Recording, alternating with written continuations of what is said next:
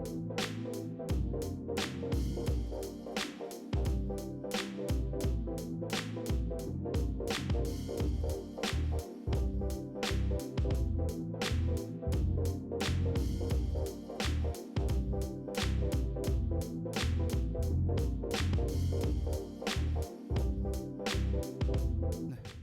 name is Lawrence Jackson. I'm the Bloomberg Distinguished Professor of English and History at Johns Hopkins and the Director of the Billie Holiday Center for Liberation Arts. It's great to see everybody.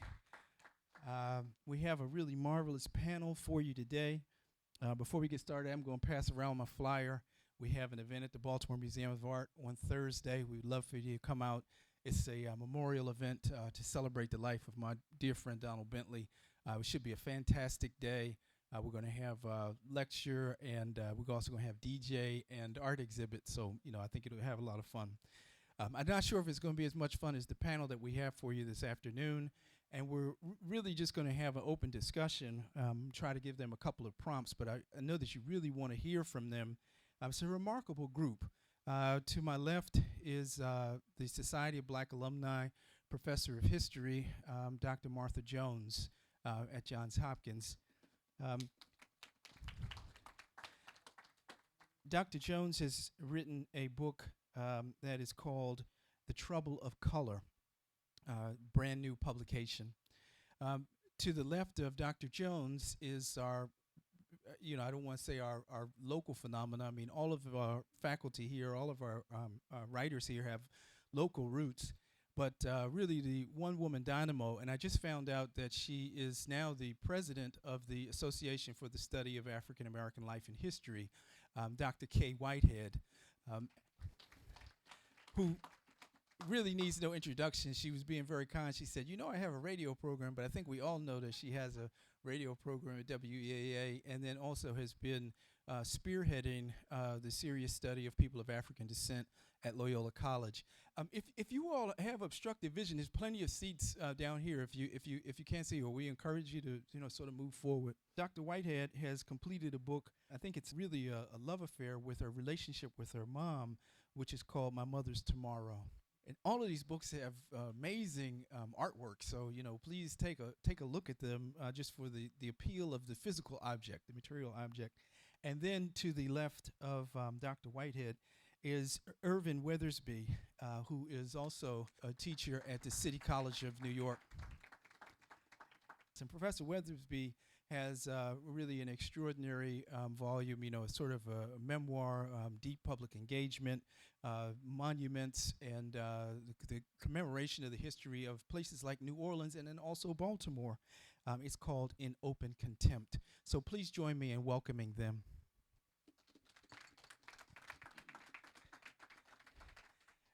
And I might just, if they're on, then we'll use those, but I can just pass mine along. But I wanted to ask you all to introduce your works. I tried to speed read as well as I could yesterday and today, but I'm only, just sort of partially through some of the text. But I do want to say, and especially for those of you in the audience who are aspiring writers, it's an embarrassment of riches. You have a world-class group, these three. Really, really remarkable writers, wonderful textual stylists. In fact, I was sort of thinking about my own work, and I was saying, boy, well, now I know why my books don't sell. I mean, I'm not writing them as well as these people here beside me. But anyway, if you all would just, perhaps just take a few minutes and introduce the works to the audience so they would know, why they're so significant and especially so important for us right at our own moment. Well, thank you, Dr. Jackson. I'll mention, because he did not, Dr. Jackson's wonderful recent memoir, Shelter. Yes, thank you. See, folks know. Thank you very much, and thanks to everybody for being here. Thanks to the folks at City Lit Festival for bringing us together here in Baltimore this afternoon. My book, The Trouble of Color, opens with a painful and memorable moment in my life as a young person when in a Black Studies classroom I was challenged by a classmate. Who do you think you are? What are you doing here? And there are many ways to try and answer a question like that, but partly I'm a historian and partly I'm a amateur genealogist, family historian. And so this book is really 5 generations of a family history that tries to think about what race, what color means across our history, 2 centuries now, through one family. It is, on the one hand, I think, a very personal story, I hope, my story, but I think it's also a story about American families and about families like mine and maybe like yours that don't conform to boxes or forms or stereotypes or notions of a tree. My family's more like a very complicated vine that traverses the color line, the so-called color line. It turns out in every generation. So maybe that's enough, and I'm going to turn it over to Dr. Kaye. Thank you so much. It is a pleasure to be here, to be in conversation with my colleagues, and to be here with you. So my book, My Mother's Tomorrow, is a very interesting and maybe complex and maybe a complicated story. 7 years ago, when I launched my radio show Today with Dr. Kaye, I spent time talking about Baltimore City. And my listeners began to really challenge me about my ideas around Baltimore. I've been in Baltimore at now 22 years, but if you're from Baltimore, you know that means I just got here. Like, you really don't understand the city. And so I was challenged to go out to some of the most challenging communities. And so I took the challenge and said, what I'm going to do is I'm going to do a deep ethnographic study of the Black butterfly communities of Baltimore City. We know the communities that are on the fringe. So what I would do is I would get up every morning and I would, at that time, I'm looking here, I would get on the bus back then and I would ride into the communities and I would walk along the communities. I would go into the parks, I would go into the churches, I would go into the corner stores, and I said, wow, I'm talking to people. I then approached the AFRO and said, you know, if I'm going to go and do this deep ethnographic study, why don't I do it as a column for the AFRO? Because I was asked by a woman who lived in Freddie Gray's community, she's like, they don't see us at all, Dr. Kaye. Can you make us unforgotten? Because they've forgotten about who we are on the outskirts of the city. So I sat with them and I talked to them, and every single week I published their stories. Everything from a 9th grader at Frederick Douglass telling me, when I asked him, I said, oh, what do you want to be when you grow up? And he said, look, my dad's dead. My cousins are in jail. I'm from Baltimore. I'm already dead. 9th grader. So I wrote his story as a column and then took the paper into him. I'm like, no, you're not dead. I see you. And now the city sees you. And I showed him the 75,000 downloads online of that article. I said, now 75,000 people see you. And if that's all you need to make you realize there's more to you than where you started, then my work here is complete. At the same time, thank you. At the same time, back then, there was something interesting happening in Washington. I'm like, why don't I bring that into it as well? That was Trump 1.0. So in addition to writing the stories around Baltimore City, I wrote columns like, yes, Donald Trump is a racist. Yes, he is a fascist. Yes, we should be concerned. And I thought we were at the end of it. So this book chronicles Trump 1.0 and what was happening in Baltimore City. It also is a love letter to my mother.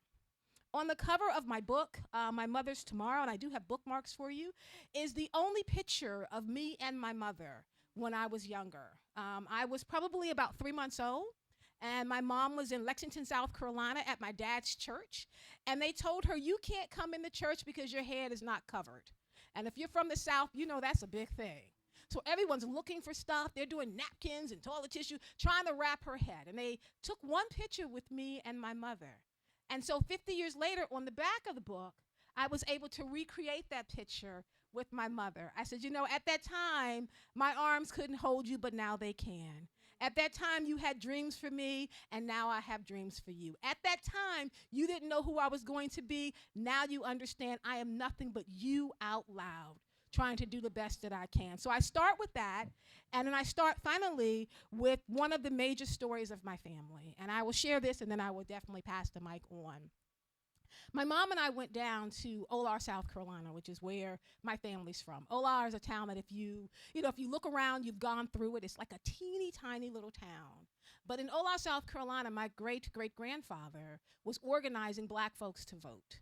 And when my great-grandmother was 6 months old, the KKK knocked on the front door of our home.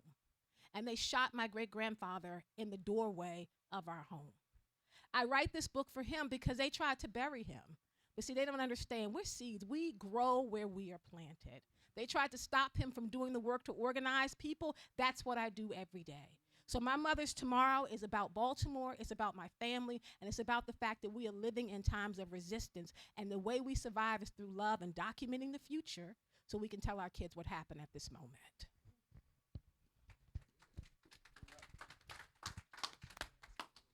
All right, here we go. Wow, that's a hard act to follow. So I just want to first just say thank you for welcoming me back to my second home. I've been a teacher for 23 years. I've taught in prisons, I've taught in community colleges, I've taught so many places, but the first place that taught me how to be a teacher is Baltimore. That's where I first had my first position as a teacher here in Cherry Hill. So it's really, really, Baltimore means so much to me. I also went to Morgan State University, so shout out to HBCUs Yes. out here. So I'll tell you a little bit about my book. It's called In Open Contempt, and it's a memoir in essays. And what does that mean? That means that the story is mine, but I also try to bring in all of our stories. So the story opens in 2017 in New Orleans when then Mayor Mitch Landrieu decided to take down 4 racist monuments, right? And so at that moment, I was actually writing a book about a Cuban sculpture that I had purchased. And, I was trying to work on fiction, and I was writing it, and it just wasn't going anywhere. No one in the publishing industry wanted it. It was like, this is not it. This is not it. So in 2017, these monuments come down in my hometown of New Orleans, and immediately I say, wait a minute. I need to go home. I need to see this. This is what I need to be writing about. This is the pressing moment of our times.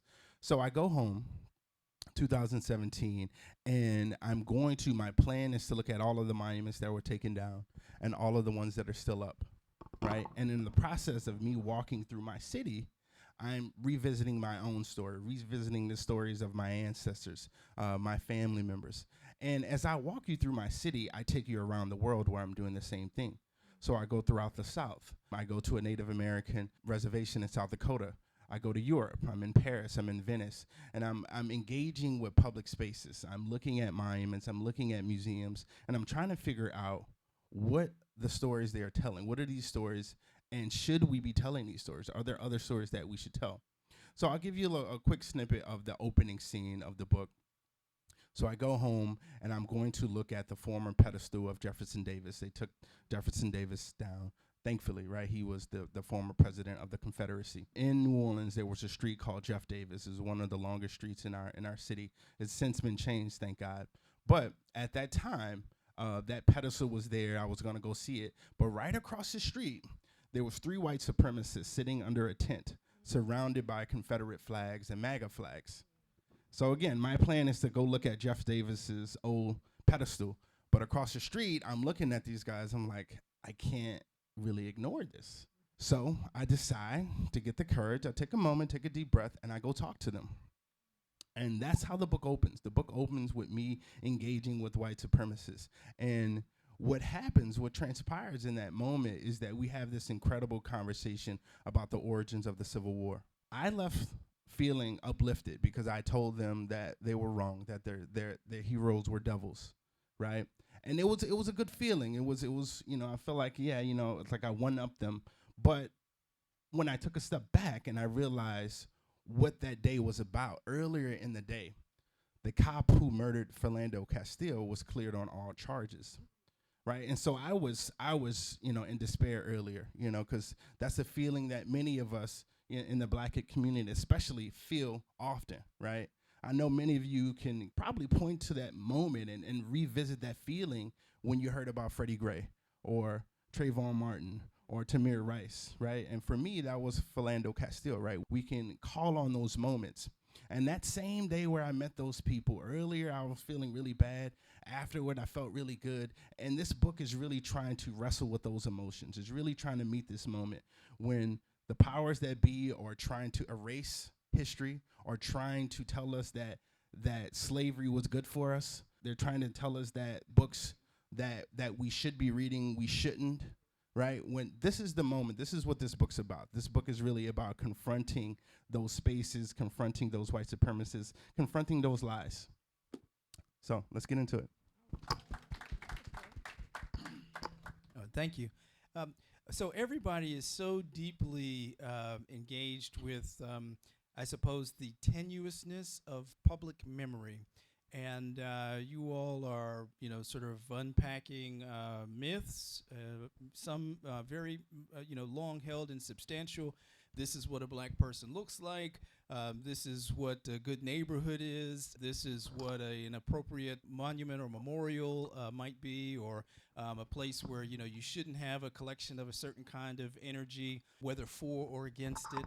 But would you just talk a little bit about the choices that you made when you selected, I suppose, like your place of attack? This is the hill that I would die on, or the crusade that is so important to take. What is it that drew you to the particular pieces, either episodes, events, or evidence that you really, felt like this is the kernel of an idea for, something that became a complete volume? I guess that's me.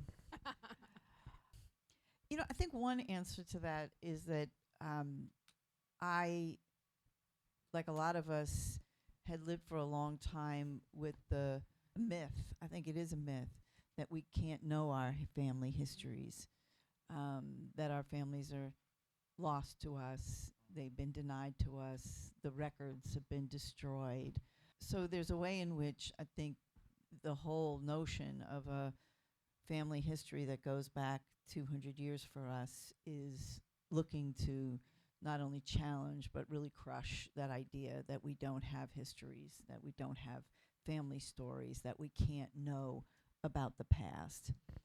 So there's that. But on the other hand, it is true that the record is sometimes slim and thin, and we have tiny shards of the people we come from. And so that's a way of answering your question, right? Which is, I think in this book, I learned to think about family history not as the tree, right? The tree metaphor suggests to us there are branches, and we have to fill them out, and we have to connect the dots.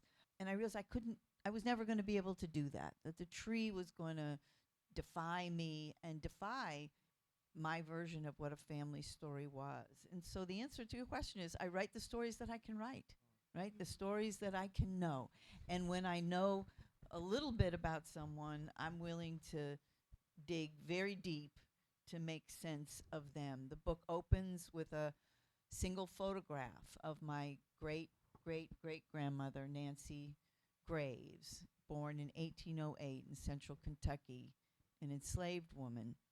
She leaves me not very much, but she leaves me that image. And now the question is, what can you do, Martha, with that image? What do you think you can know by sitting with that image? I read the backside, where her great-granddaughter has scribbled a note. You know how we do, right? She says, Nancy Graves had 7 girls and 7 boys, right? So now I'm starting to build a story, and I can't ever know everything about her, but I think part of my work was to honor her and folks like her in the past by telling the stories I could tell. Is it dedicated to your brother? It is dedicated to my brother. Okay. Your book is dedicated to your brother. Is there, I was curious, like, what was the event that was the cause for, the trouble of color? And, anything, like with ways that siblings think about family and family history differently or have different access to it? I'm the family pack rat, right? I'm the one who's kept all the papers, and when folks don't want things, they say, Martha will take that. And in my family, the joke is, my husband said, I'm not going to move these boxes one more time unless you do something with them.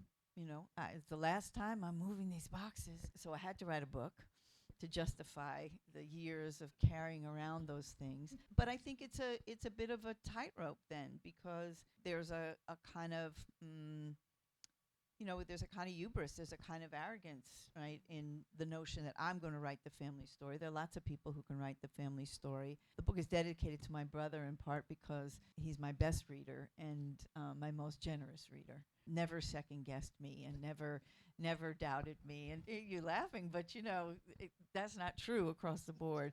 So I'll stop in a minute. So the first time I do an event for this, it's in Boston, Cambridge, in Massachusetts. And 10 of my cousins come and they sit like here, right?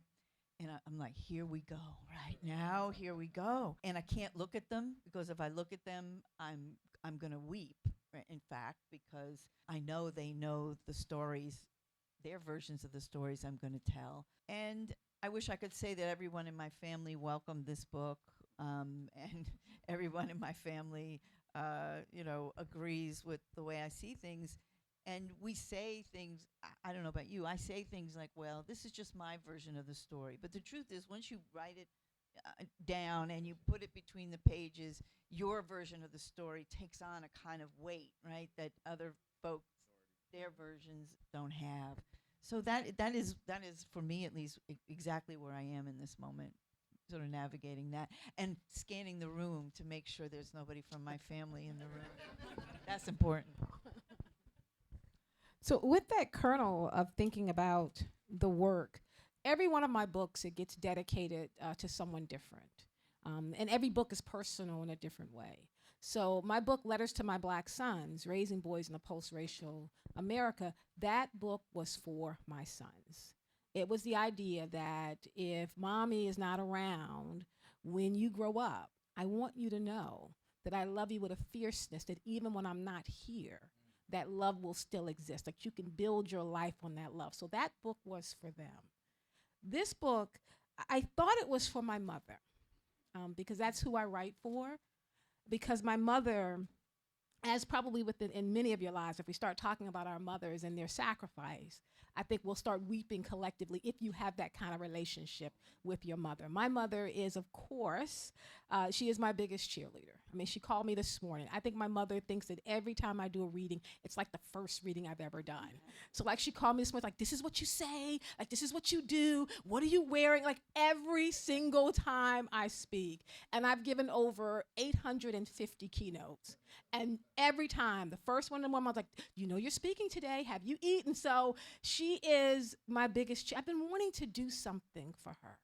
And even though this book really looks at Baltimore City, I wanted to put her picture on the cover. I'm like, Mom, I want you to see yourself. And I had an artist actually paint this. So in her house, she has this huge painting of the cover and the bookmarks. Like it's just something I wanted to do. From like, you know, you don't think that I see you. You don't think I remember that you walked with shoes that had holes in them so I can go on family trips. You don't think I don't remember what it meant for you to repair your dress one more time so I can have a new backpack. Like you don't think that I saw you, but I saw you. And I want you to know that I remember that and I love my boys in the same way. So this book opens up after the story about my great-great-grandfather. In 2023, I was selected to give the keynote address in the University of South Carolina. It was incredible. My parents live in Columbia, South Carolina, which is where we're from. They moved back. And so I asked my mom, hey, come stay at the hotel with me. My dad's around. I love him. I was like, Mom, come stay with me. Like, let's do like a girls trip and then come with me to the keynote. And when we walked up onto the campus at the University of South Carolina, my mother started crying. And I didn't understand why. I'm like, Mom, what's going on? And she had to stop because she was uneasy. And so I thought maybe she was having like a physical reaction. I said, are you sick? Is something going on? And she says, I haven't been on this campus since I was 16. She said, I blocked it out of my memory. When my mom was 16 years old, she worked as a maid for the president of South Carolina. We walked over to his house. Behind the president's house at the University of South Carolina, there is a slave quarter, an original structure from the time of American slavery that's owned by the president of the university. My mom said, I used to have to go in here in the back door. I've never been to the front of his house. She said, my job was to take care of his children. And the president's wife was an alcoholic, so she taught my mom at 16 from a Christian home how to make drinks. So it's like, make Hoppin' John for the kids and make me a Manhattan. And then the president's like, you know what, I want Bonnie to cook for me. So she's cooking for the father, she's making drinks for the mother, and she's helping the kids. And she said, when I walked out of here at 17 and a half years old, I walked out the back door because that's the door I came in. I have not been on this campus since then. And I was like, Mom, at a place where you were made to feel small, I'm here giving the keynote. When I get on that stage, I'm going to remind them that they didn't see you, but they see me, and in seeing me, they see you. Like, this is how you pay it forward. You did that work. You walked in the back door of a slave quarter, so I can walk in the front door and give the keynote. My mother's tomorrow is telling my mother, it doesn't matter that they try to make you small because you taught me how to speak out loud. And this book is just a testament of that. And the story starts with that. I'm like, I'm testifying with my mother. I'm testifying for my mother. I'm testifying because of my mother. And that's how we begin to do the work from there. Wow. Ashe. So the question is the seeds here, right? The seeds of this book. I feel like I've been writing this my whole life, honestly. This book is dedicated to my grandmother. Her name is Annie. And she is the one who gave me letters. She is the one who gave me words. She is the one who gave me writing. I grew up in a working class family in New Orleans. You know, I didn't have many books in my home. And the only person who really that I was aware of to be a reader was my grandmother. And she noticed very early on that I also had interest in that. It's a brief story. It's not documented in the book, but I think it matters. I was in kindergarten and I was smitten with one of my classmates. And her name was Mai Cherie Giles.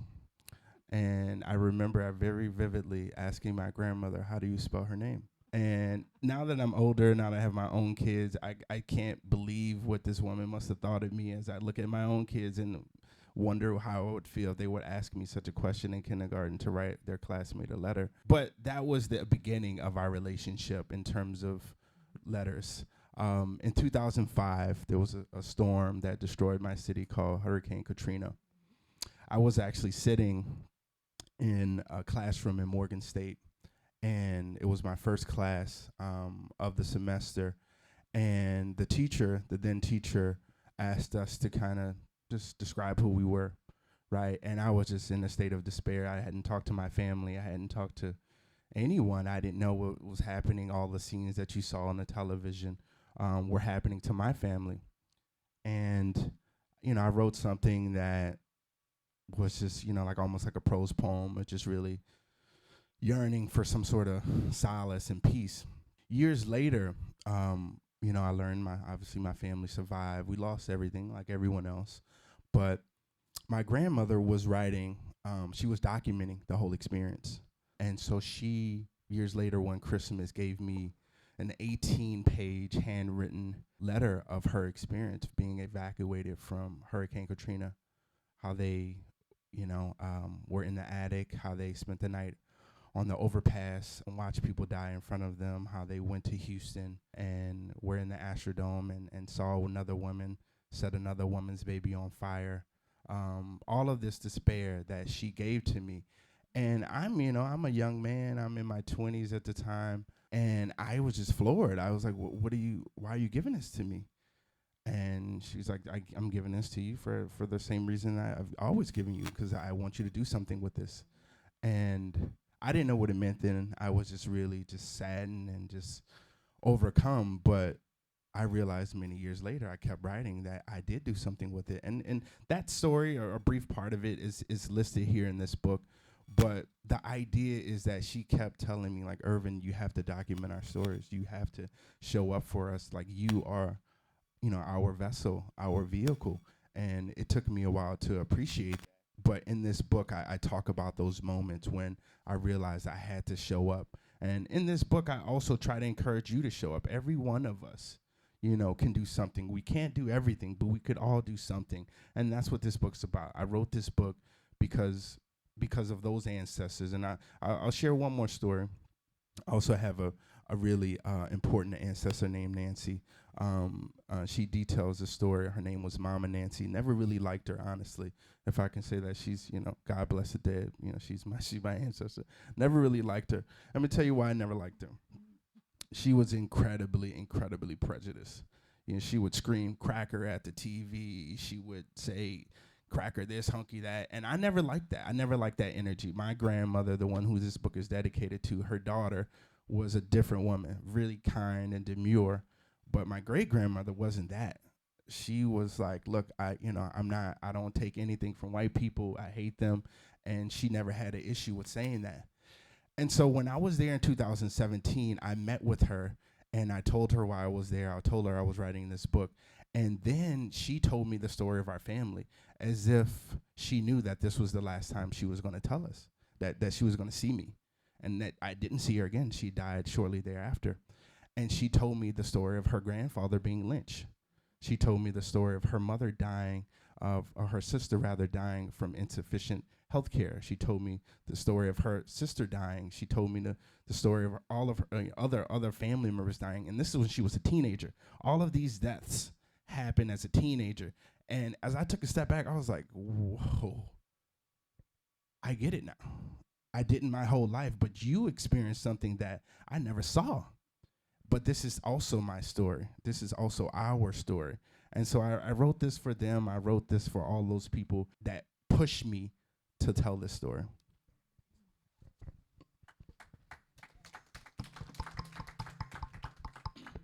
Extraordinary and deeply moving. I wanted to ask you all just sort of a practical question. I know that we have a lot of budding writers, and we've got historians in the room. Would you all talk about some of the practical dimensions of writing a 100,000 word book? What does it mean to do this on a day-to-day level? And anything that you might say to help those of us who are aspiring writers.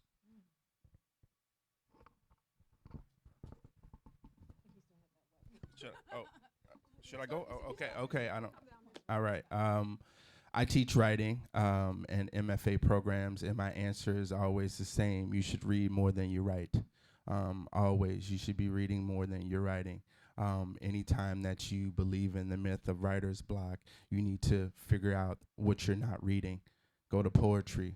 Go to things that unlock you, because that is the myth. There's no such thing as writer's block. You could write something. It may not be great, but just return to the page. And so, yeah, simply just keep reading. Make sure you read widely, and also give yourself grace. I think sometimes writers come to the page really like upset or just in a bad mood, or just like, man, I can't do this. I don't know what I'm saying, or just some sort of negative energy. And I said, that's just the worst thing to do, to show up to the page. I think anytime that you come to the page, it should be a joyous moment. This is a celebration. You got back to this place again. So let's lean in. Let's embrace the joy that could happen from returning to this page. So I love that. So I probably will be the person that has the least practical advice around writing, because I write all the time. I write on my jeans. I write on my arm. I write on the wall. I write all the time. I've been keeping journals since I was 8 years old. My mom gave me a journal at 8 because she's like, you talk all the time. Why don't you write it down and then just tell me the most interesting thing? So I have boxes of journals from when I was 8, and I was like, y'all got to burn these when I die, because some of this stuff don't need to get out here. But I've been writing journals. That's how I survive. Some people survive through breathing and happiness. I survive through writing, because there's something in me that my Nana used to say. She's like, look, you're going to die one day. Some people's Nana talk about growing up. She's like, you're going to die one day. What is your textual lineage? What are people going to say about you when you're gone? And so my journals are just me living out loud.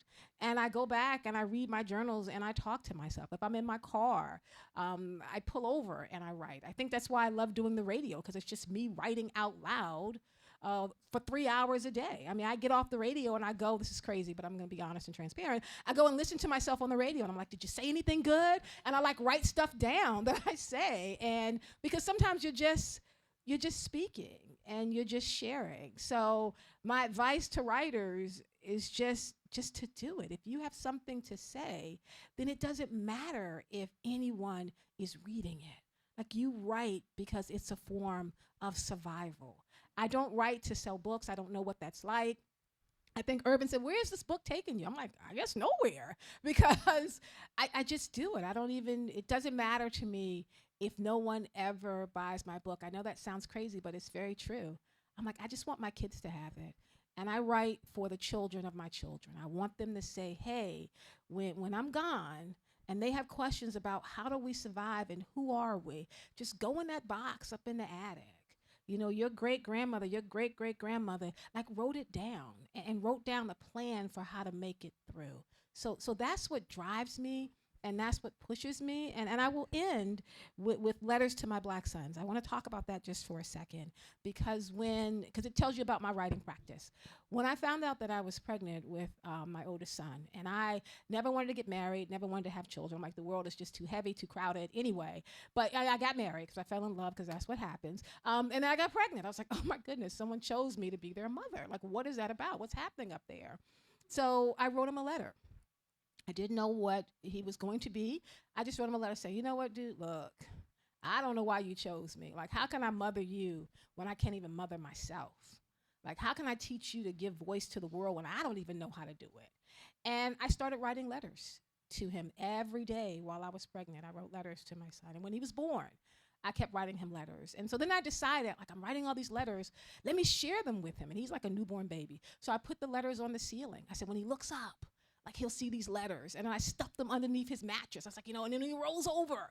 And then I got out of control, I will say that, because letters were all over the house. And then when he went to school at Calvert School here in Baltimore, I would do UPS and send the letters to his school so they could announce over the machine, Kofi Whitehead, you have a letter, come to the office. And it'd be a letter from me going, hey, buddy, saw you sleeping last night. And I was thinking about how you're going to be amazing when you grow up.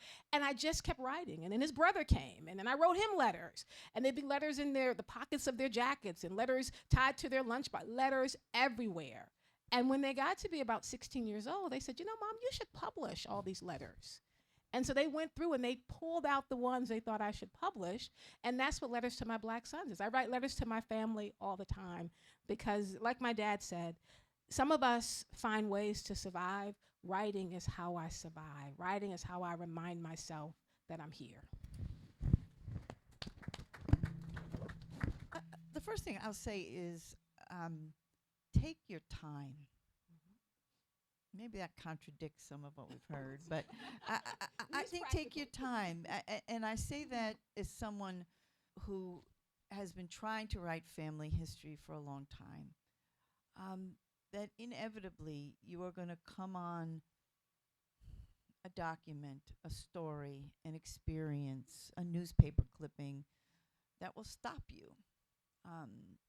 Years ago, I had a cousin who loves family history as much as I do. And when they opened the papers of the Freedmen's Bureau and you could search them, she dove in.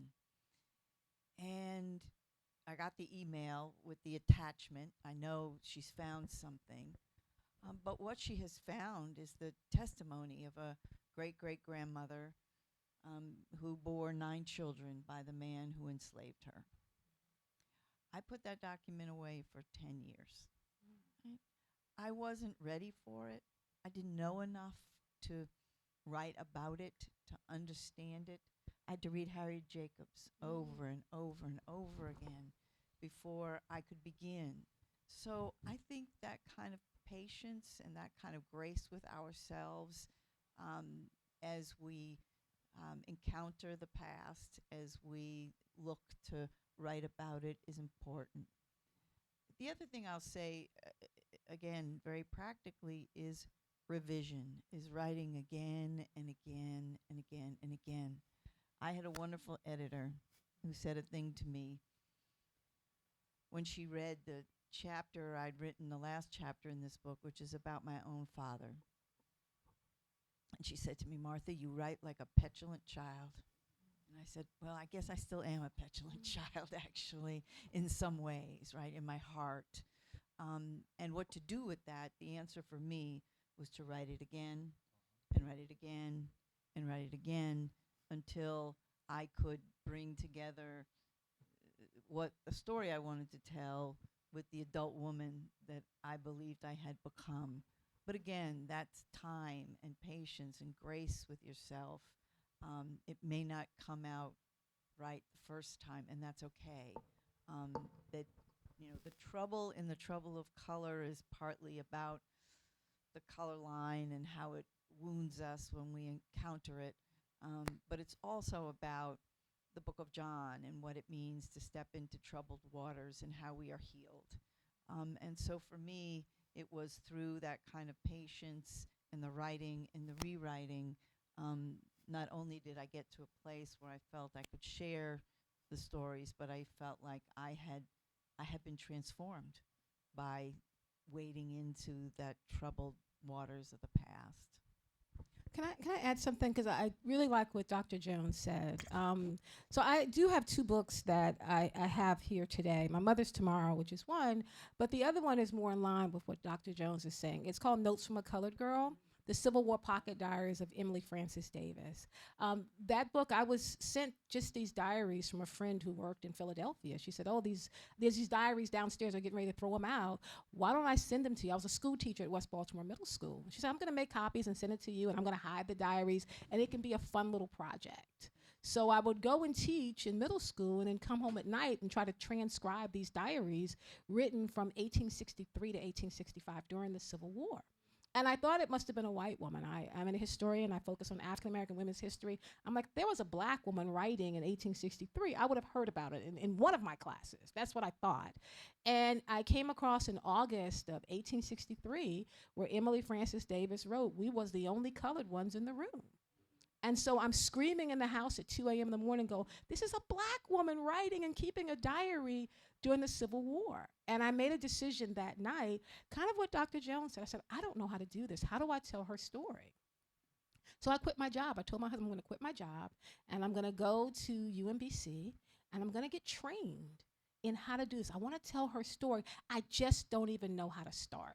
And he's like, great, how do we eat? Like, what are you going to do? Like, you just going to quit your job tomorrow? Like, when does it start? But I applied for the PhD program, and I started writing and transcribing 3 years worth of her diaries. And it took me 10 years. So I have stuff I write very quickly, like my column and my essays, but to do justice to recreating a black woman's life and telling the story of the free black community in Philadelphia was a long, probably 10 years worth of work that then, of course, went on to win a number of awards. It's a different style of writing. So I just wanted to lay out that both of them have value. One of them, when you start talking about the deep historical work we do, it takes time.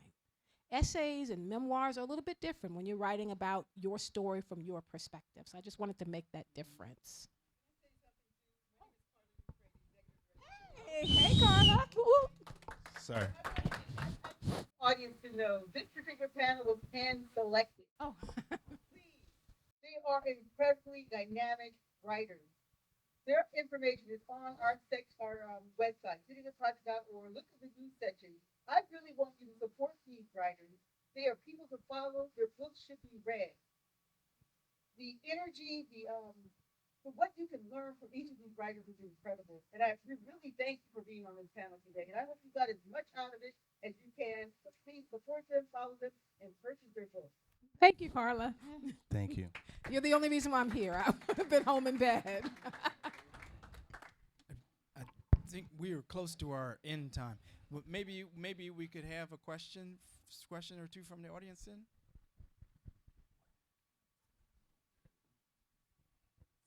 Don't be shy. Here we go. Oh, it's being recorded. Okay. Hello. Thank you so much, all of you, for coming. I have so many questions. It's like not enough time, but one of the things that stuck with me is about your relationship to the community and going back and how you said you were here for 20 years, which apparently is not long enough. So I guess I'm not at all here at all. So how did you, integrate yourself in that community? I know, like you said, you just walked in and started interviewing people.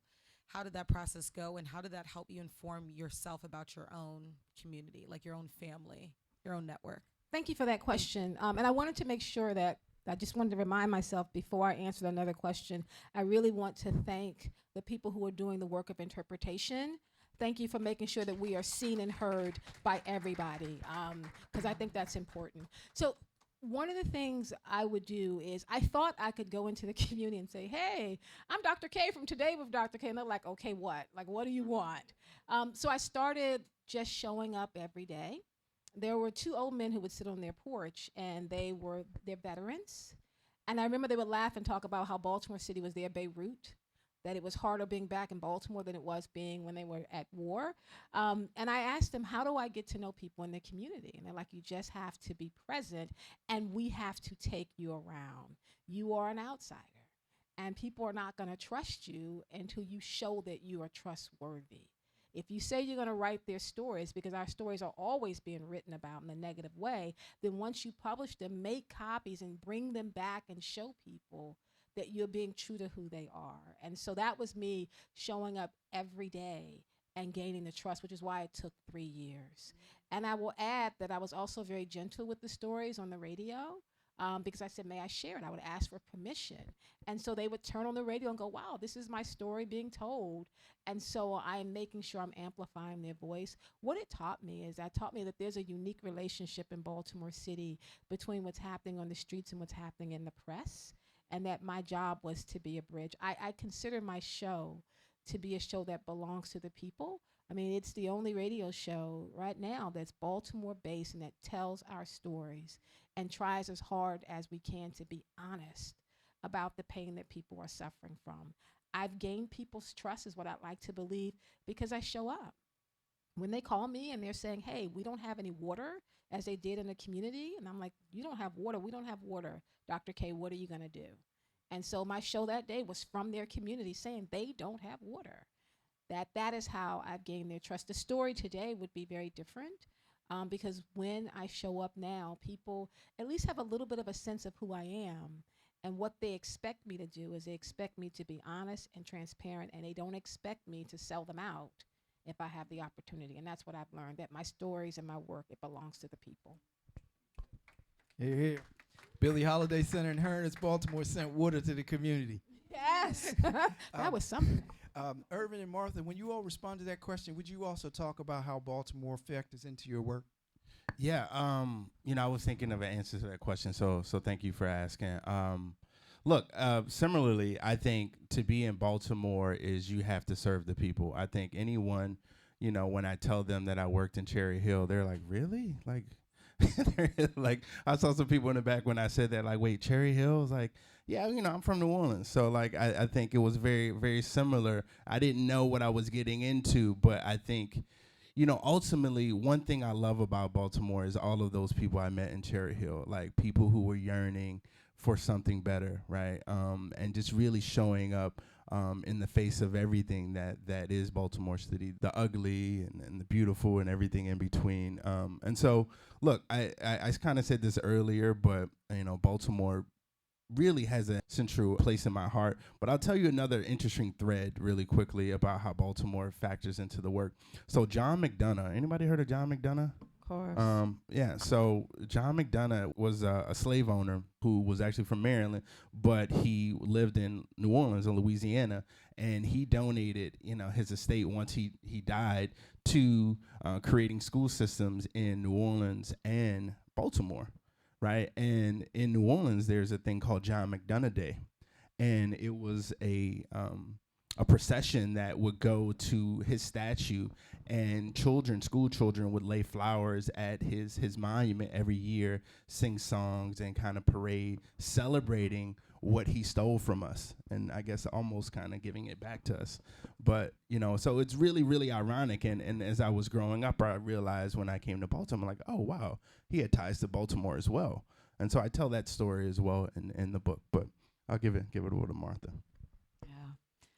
One of my jobs in Baltimore in these years has been through something we call the Hard Histories at Hopkins Project. And probably most people know us because we were part of the group that taught us that Mr. Hopkins was not the Quaker abolitionist we had long said him to have been, that Mr.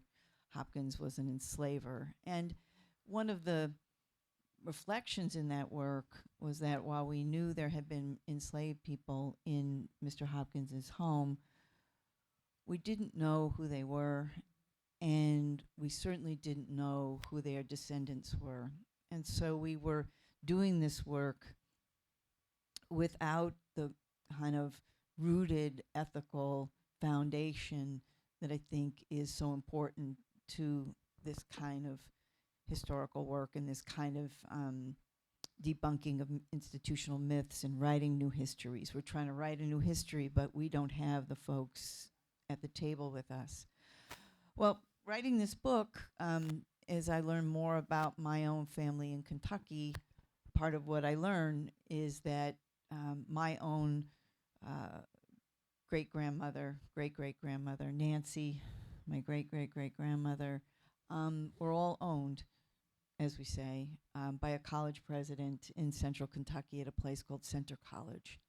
And now it all makes sense, right, about why I'm doing this work and what Baltimore has taught me about how to now approach a story that is my family story.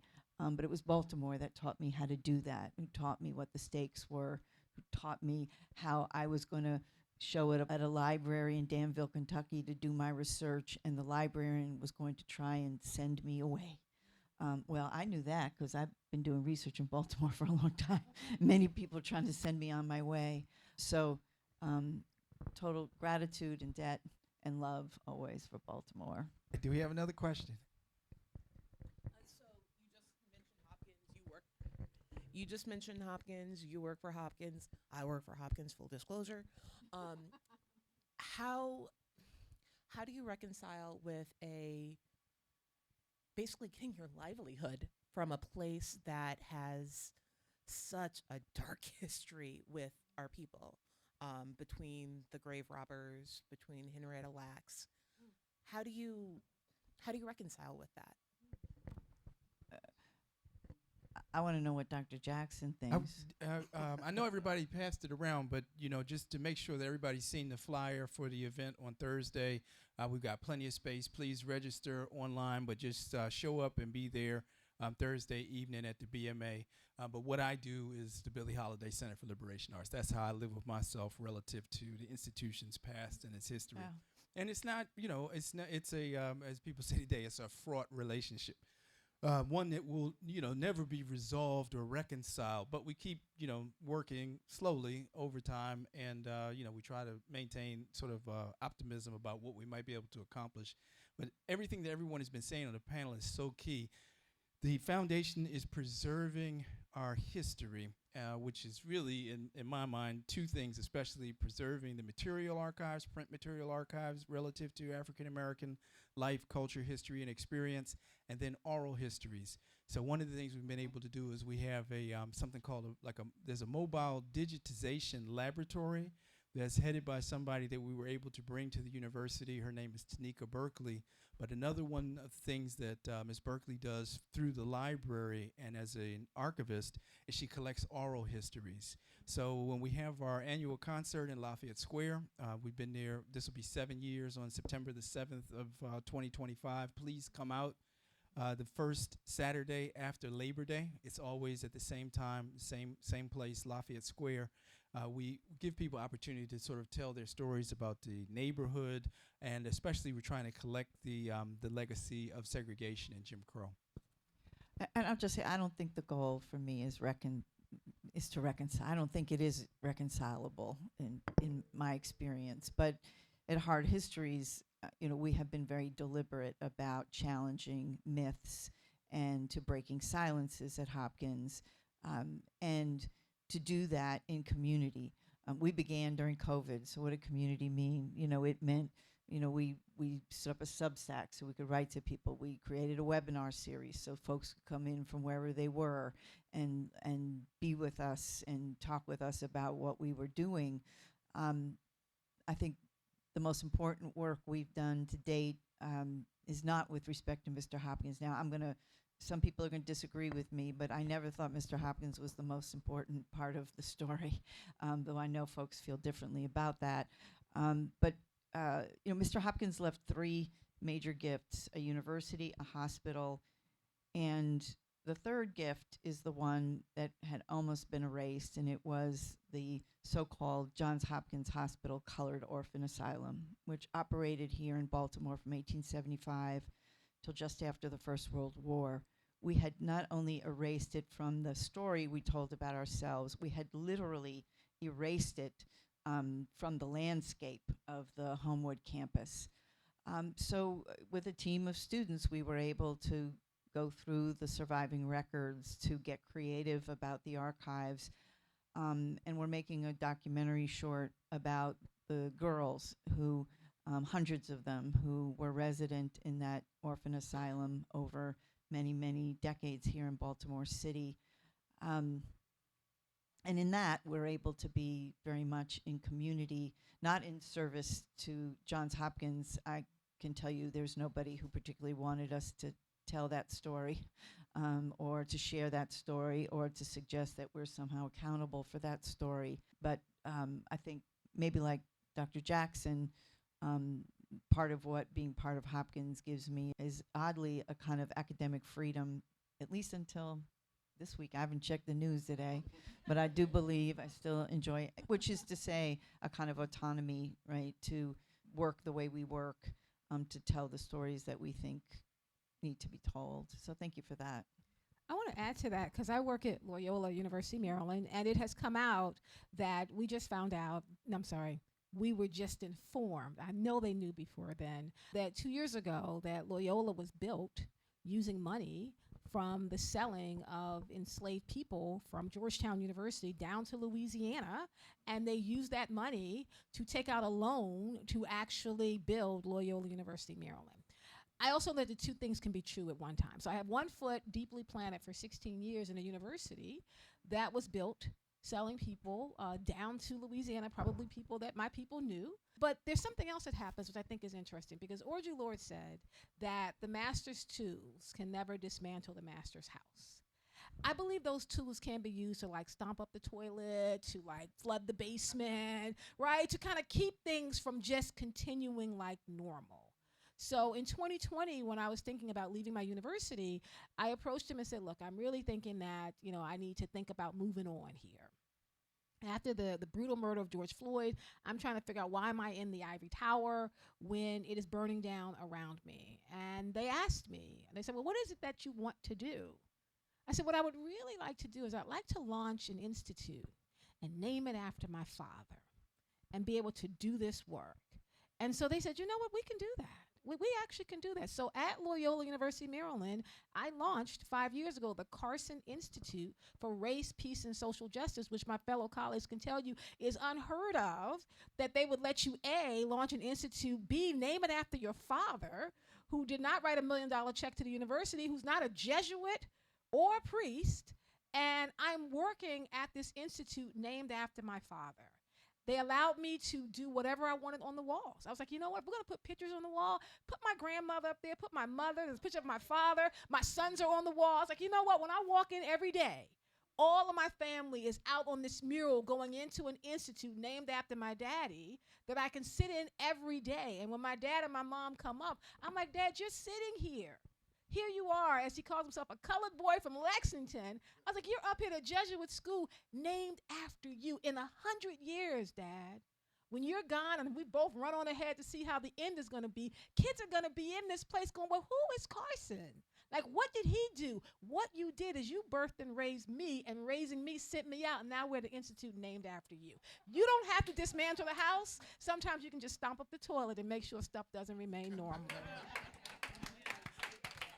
I've seen the institute. It is magnificent. Can I get a quick answer in that? That's cool. I know you have another question, but really quickly, to answer that, to echo everything you're saying, I'm not going to repeat it, but I think simply my book is really asking you to interrogate how you are complicit in white supremacy, and that means all of us. Every single one of us, right? And so if you show up to work and you're unaware of these histories, you're unaware of these institutes that are seeking to rewrite these narratives, then you're doing the devil's work, right? And so there's no neutrality, right? You either are fighting against white supremacy or you are not. right? And so I think that's what my book is asking you to do. So I spent a whole chapter thinking about educational institutions, but the whole book really is also talking about public spaces, namesakes, locations, everything. But I really want to say that I echo everything you're saying. Yeah, I just have to say that another Jesuit, historic Jesuit institution here in the city, Loyola Blakefield. I'm a graduate of Loyola, and this year we endowed a scholarship in my father's name, a book scholarship that will go to a black boy from the city to attend Loyola. And that's, I mean, again, just this thing that we work in. We're not going to be, I don't think we will ultimately be successful in transforming the institutions. I think that we need to have independent institutions that represent our interests. Institution building is very important, but some of the work does need to go on inside the structures that already exist. And as the sister said, it's not about, remaking them in our image, and sometimes it's just about backing them up, but they can do more work so that we can move towards greater liberation and freedom. You had a question. I want to excuse me. I want to thank the authors today. I have a question. What do you say to young people and people in general who say history is in the past? It's too painful to remember. I think it's more painful to forget. I think the history is present. I mean, I think about what James Baldwin said, that we are history. We carry our history with us. We are living in our history. I'm like, you want to think about how slavery was painful. It was painful 12 years ago when they murdered Freddie Gray. It was painful last week when they started to close our institutions. It was painful yesterday when they let 10,000 people go. I'm like, everything is painful. But we have to find ways to remember so that we can try. If we don't do anything else, we can rebuild from this moment. I used to believe that that idea that if you know your history, then you'll make sure you don't repeat it. Well, Trump 1.0 is Trump 2.0. So I'm like, you didn't forget. You just wanted more of what he did. And the burning down that's happening right now, which I believe that the personal is political, there's an intentional burning down and a removal of our history. The fact that they are removing books at this moment, written by black people, written by women, written by people from the trans community, if we don't get serious about writing and recording our history, then a new history is being written by 47 and his cronies, and that will be the history that's remembered, which is why history now is more important than ever. If all the history is painful, then I'm not doing my job. I'm not doing my job. The first year I lived here, I'm a newcomer to Baltimore, just 8 years. But the first year I was here, I spent a year at the Baltimore School for the Arts. Maybe some of you know the sophomore class does a production from A to Z. They do the whole thing. And I had written a book about early black politics in Baltimore called Birthright Citizens that they used as kind of the starting text. And so these young people have, built the sets and the costumes. They've written the scripts, all the things. And we are at a rehearsal. And we're read through.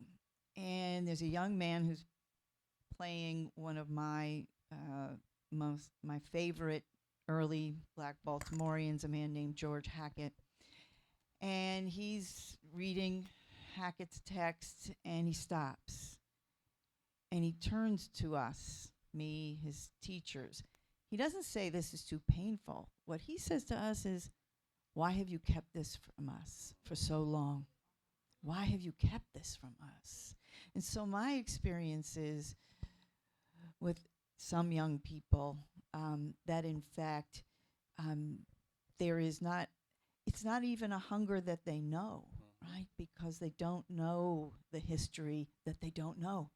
And if what I'm doing is bludgeoning young people, with histories that they can't read, that they can't imbibe, that they can't incorporate into their own sensibilities, I'm probably not doing my job. But his question has never left me. I think that to me is the call, is how do I make sure that the history that young people need to read, they have in their hands. Yeah, thank you. Would you join me in a hand for the panel?